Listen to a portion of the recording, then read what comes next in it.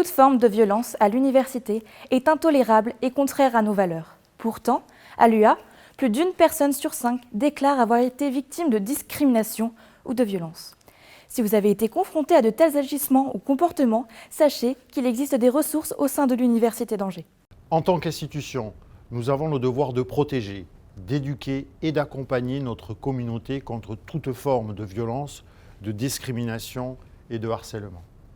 Les étudiantes et les étudiants, les doctorantes et les doctorants et le personnel doivent pouvoir vivre et travailler dans un environnement au quotidien où règne le respect et la bienveillance. Il existe à l'université une cellule d'accompagnement des victimes de violences sexistes et sexuelles, de discrimination, de harcèlement.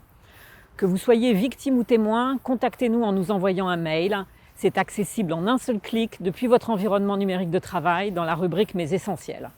La démarche est strictement confidentielle et accompagnée par les professionnels de vos services de santé. La cellule s'engage à répondre et à intervenir rapidement. Un rendez-vous avec un binôme est proposé dans un lieu neutre afin de vous écouter, de vous accompagner dans le respect de votre parole et de votre volonté. Les membres de la cellule sont tous formés à l'écoute et à l'accompagnement. Les violences sexistes et sexuelles sont des situations dans lesquelles une personne impose à une autre des propos ou des comportements à caractère sexuel. Ces violences reposent bien souvent sur des stéréotypes de genre, c'est-à-dire des idées communes qui assignent les femmes et les hommes à des comportements déterminés selon leur sexe.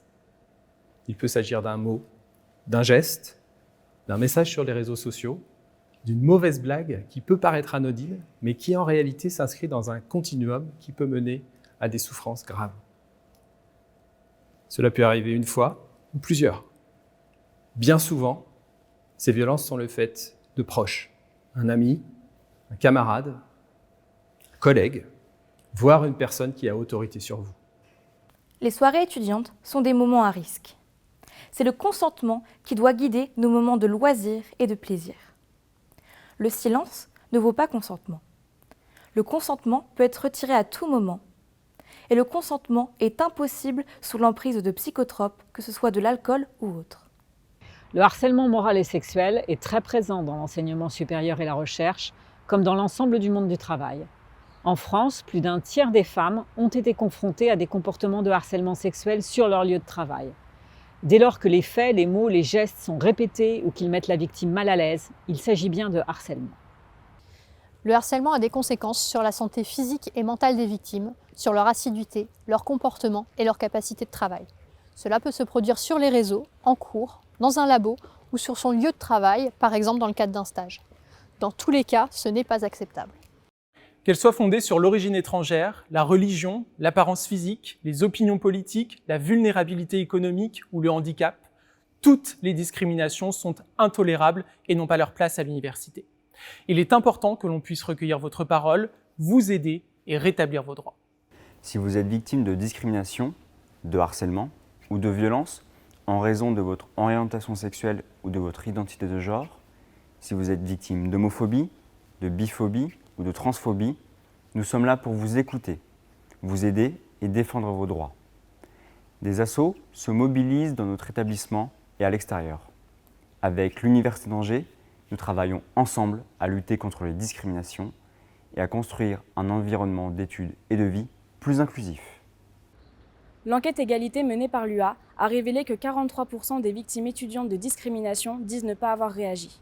Vous n'avez pas à rester isolé ou à tenter de résoudre le problème par vous-même. Demandez de l'aide, l'Université d'Angers vous répondra. On peut être démuni, perdu face à ces violences, surtout si on est en première année ou vulnérable. Pourtant, des personnes sont là pour vous écouter, pour vous accompagner. N'hésitez pas à interpeller vos enseignantes, vos enseignants, les responsables d'année de formation, les services administratifs et de scolarité, la direction, bref, tous vos contacts de proximité et de confiance au sein des facultés et instituts de l'Université d'Angers. L'essentiel est d'en parler à quelqu'un, que ce soit à l'UA ou à l'extérieur.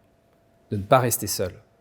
Si vous décidez de demander de l'aide à l'extérieur, vous pouvez néanmoins signaler ces violences à la cellule d'écoute et d'accompagnement de l'UA.